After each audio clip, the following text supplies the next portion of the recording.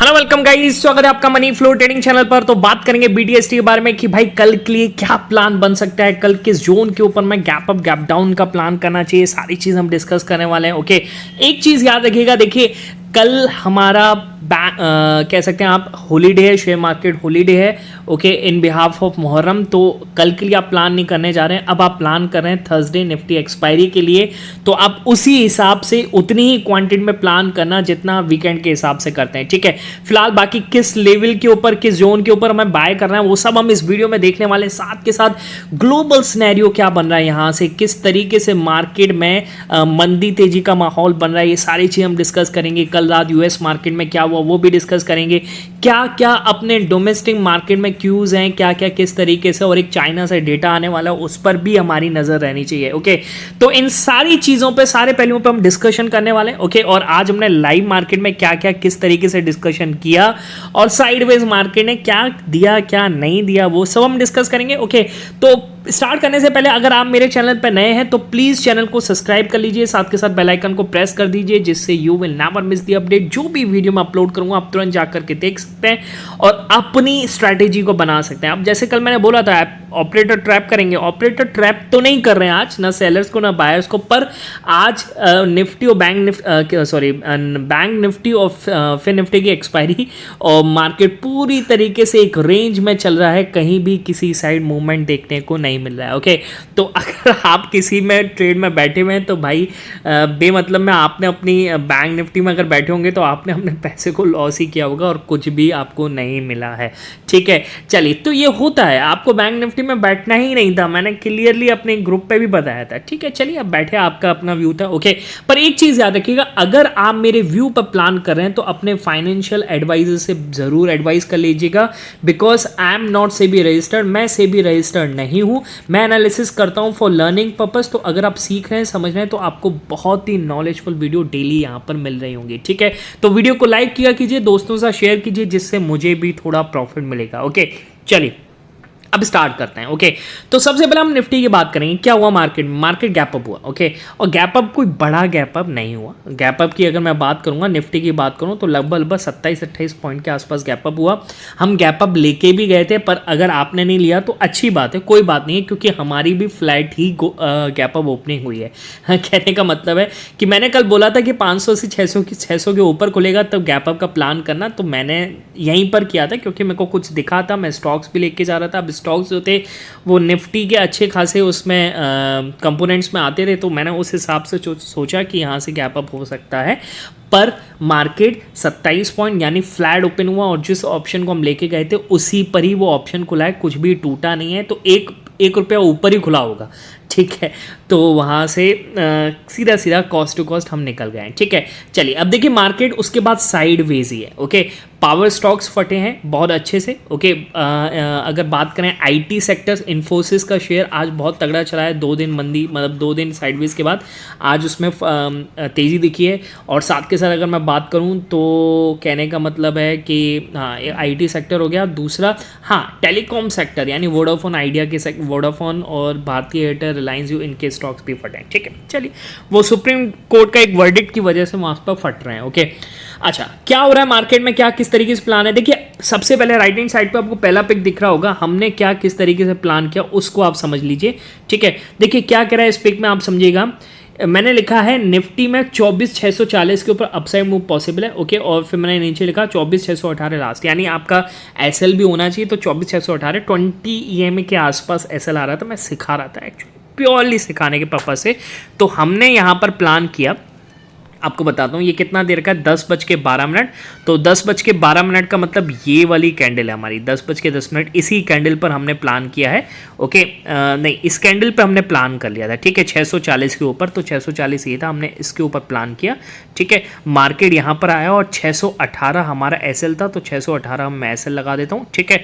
नहीं टच किया, वहाँ से टक करके निकला है ना, मौत की कहते हैं ना, टक मौत को छू के आया। ओके, तो यहाँ से पलटा और इसने इस कैंडल पर बहुत ज़बरदस्त स्पाइक दिया, यानी 1:2 हमारा इजीली निकल गया। इसमें अगर मैं बात करूँगा 84 रुपये के आसपास हमने कोई ऑप्शन बाय किया था, इसने 77 का लो लगाया, ठीक है, और यहाँ से इसने हाई लगाया 104 रुपये का, तो 1:2 हमारा इजीली यहाँ पर निकल चुका था। और उसके बाद देखिए कोई भी हमारा प्लान नहीं हुआ, उसके बाद हमारा था 250 260 के ऊपर चलेगा, पर मार्केट नहीं टिक रहा था, ठीक है, और यहाँ पर हमने प्लान करने की कोशिश करी थी पर मार्केट टिका ही नहीं, उसके बाद नीचे चलता हुआ जा रहा है और कोई भी यहाँ पर ऑप्शन में खास मूवमेंट नहीं है। ओके, बैंक निफ्टी और बैंक निफ्टी की बात करूँगा तो बैंक निफ्टी तो भाई साइडवेज ही है, कुछ करने का मतलब ही नहीं है इसमें। ओके, देखिए पूरे दिन साइडवेज है, दोनों तरफ से सेलर का प्रेशर है, 500 रुपये बहुत अच्छा खासा सेलर बैठा हुआ है और डिके मचा रहा है, ठीक है। चलिए, तो ये आज हमने प्लान किया। ओके, आपने क्या किया मेरे को कमेंट सेक्शन में ज़रूर बताइएगा। ओके, चलिए अब स्टार्ट करते हैं, ग्लोबल सिनेरियो को समझ लेते हैं कि भाई ग्लोबल सिनेरियो किस तरीके से, कि ग्लोबल मार्केट अब क्या कर रहा है, कल फ्राइडे को भी क्या हुआ। ओके, देखिए कल की मैं बात करूंगा, अगर मैं यूएस मार्केट में आ जाऊं तो यूएस मार्केट कल के दिन बहुत ज़्यादा तेज़ी में दिख रहे थे। ओके, अब देखिए फ्यूचर्स पॉजिटिव में आ गए, ठीक है। ओके, कोई बात नहीं।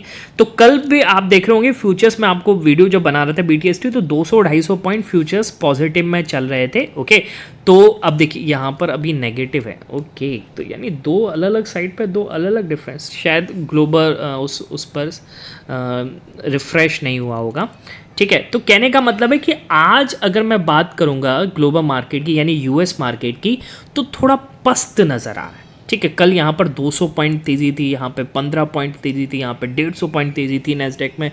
ओके, पर कल मार्केट में हुआ क्या, कल मार्केट ने उस गेन को सस्टेन किया, मार्केट ने ज़्यादा मूव नहीं किया, एक हाई लगा करके फिर वहीं पर क्लोजिंग के मतलब ओपनिंग के आसपास आकर के क्लोजिंग दी है, ज़्यादा बड़ी तेज़ी नहीं दिखी है कल ग्लोबल मार्केट में। ओके, पर एक चीज़ है आपको देखना पड़ेगा कि अगर मैं यहाँ से एक और इंडेक्स निकाल लेता हूँ विच इज़ रसेल, ठीक है, इसको समझना, रसेल 2000 इंडेक्स। ओके, इसको आप समझिए, इसमें तेज़ी बन रही है। अगर मैं इसकी बात करूंगा, ओके, कल इसमें भी तेज़ी बनने लगी। ओके, और तेज़ी भी किस में बन रही है, एनर्जी और फाइनेंशियल सेक्टर्स। ओके, जिसमें जो रेट कट ज़्यादा सेंसिटिव है उसमें तेज़ी बनती हुई नज़र आ रही है। तो यानी क्लियरली दिख रहा है कि भाई रेट कट आएगा। अब ये उम्मीद जाग रही है कि भाई हम सितंबर में सोच रहे हैं कहीं सितंबर से पहले ही ना आ जाइए, जुलाई के एंड में जो FOMC मीटिंग है उसमें ही ना आ जाए 31 जुलाई को। तो कहीं ना कहीं मार्केट उस चीज़ को लेकर चल रहा है। और अगर आप, ये तो 1 डे चार्ट है, अगर इसका 5 डे चार्ट देखेंगे तो लगातार इसमें तेज़ी बनती हुई नज़र आ रही है। जो यहाँ पर जो स्मॉल कैप्स है, ये यूएस का स्मॉल कैप है, पहले मैं आपको बता दूँ, तो स्मॉल कैप्स में ज़्यादा तेज़ी बनी है क्योंकि ये रेट कट ज़्यादा सेंसिटिव रहने वाला है, ठीक है। तो माहौल एक तरीके से पॉजिटिव है। ओके, तो ग्लोबल मार्केट, अगर आप यूएस मार्केट सोचें करेक्शन आ जाए, नहीं, अभी कोई पॉसिबल नहीं है, अभी रेट कट की सिनेरियो बन रहा है, तो यहाँ पर तेज़ी बनती हुई नज़र आएगी, ठीक है। बात समझ में आ रही है। ओके, अच्छा, और एक चाइना से डेटा एक 22 तारीख को आने वाला है। चलिए मैं अभी बात कर लेता हूँ। ये अपनी चाइना की जो बैंक है, अपनी नहीं, चाइना की जो बैंक है, PBOC, People's Bank of China. Okay, जो 22 तारीख को, ओके, ये क्या कह रहा है, last release the June 20। Okay, ठीक है। अच्छा, लास्ट एक रिलीज अभी यहाँ पर भी कह सकते हैं आप, MPC की मीटिंग चल रही है, ठीक है। तो 22 तारीख, मैंने कहीं सुना था 20 तारीख, ठीक है। तो 22 से 20 की तारीख में यहाँ पर भी रेट कट का सिनेरियो, मतलब एक FOMC की जो, इनकी FOMC कह रहा हूँ, इसकी MPC की जो मीटिंग है उनका भी रिजल्ट आने वाला है, ठीक है। यहाँ पर रेट कट का माहौल तो नहीं बन रहा है, यहाँ पर रेट क्या सेम रहते हैं, या हाई इन्फ्लेशन डेटा अगर निकल के आता है तो हो सकता है यहाँ पर रेट कट को बढ़ाया जाए, ठीक है। तो इस पे आपकी नज़र बनी रहनी चाहिए। ओके, बात समझ में आ रही है, ठीक है। अच्छा, अब कल हमारा मार्केट ऑफ है, तो आप किस तरीके से प्लान करेंगे ग्लोबल मार्केट? मेरे को बहुत अच्छा यहाँ पर कुछ ज़्यादा खास मेरे को किक नहीं दे रहा है कि यहाँ से मैं गैप अप का प्लान करूँ या गैप डाउन का प्लान करूँ, ठीक है। तो फिर भी अगर मार्केट में ऐसी पोजीशन बनती हुई नजर आई, ठीक है, कहने का मतलब है कि 24,600 के आसपास है, ठीक है, कहीं ना कहीं सेलर का प्रेशर बनता हुआ नजर आ रहा है। अगर मार्केट की क्लोजिंग यहाँ से 630 के ऊपर हो जाए, यानी 24,630 के ऊपर होती हुई नजर आ रही है, 3.28 3.29 के आसपास, तो यहाँ से हो सकता है कि आपको थर्सडे को जब आए तो गैप अप दिखे। ओके, तो गैप अप एक एक्सपेक्टेड है, होने के लिए कुछ भी हो सकता है। गैप अप मैं मान के चला हूँ कि हो सकता है कि एक बार 630 के ऊपर गैप अप आपको देखने को मिले, ठीक है ना। तो अगर गैप डाउन की बात करूंगा तो देखिए गैप डाउन यहाँ से मेरे को लगता है कि अगर मार्केट की क्लोजिंग यहाँ से 24,540 के नीचे हो जाएगी तो यहाँ से गैप डाउन भी पॉसिबल है। ओके, पर गैप डाउन जैसा सिनेरियो नहीं बन रहा मेरे को अभी फ़िलहाल नज़र आ रहा है, क्योंकि मार्केट ऑल टाइम हाई पे खड़ा है और आप यहाँ पर गैप डाउन सोचें तो कोई नेगेटिव न्यूज़ तो ऐसी है नहीं मार्केट में जिससे गैप डाउन, और गैप डाउन अगर हुआ भी तो 10 से 15 पॉइंट, 20 पॉइंट, 30 पॉइंट, ओके, इतना बड़ा रिस्क लेके जाना जबकि आपको दिख रहा है मार्केट ऑल टाइम हाई पर है, ठीक है, वो नहीं लेना चाहिए। ओके, और जैसे ही खुलेगा ना तो वहाँ से तेज़ी का माहौल बनेगा, क्योंकि कोई भी गैप डाउन होने का कोई बड़ा यहाँ पर नेगेटिव न्यूज़ नहीं है।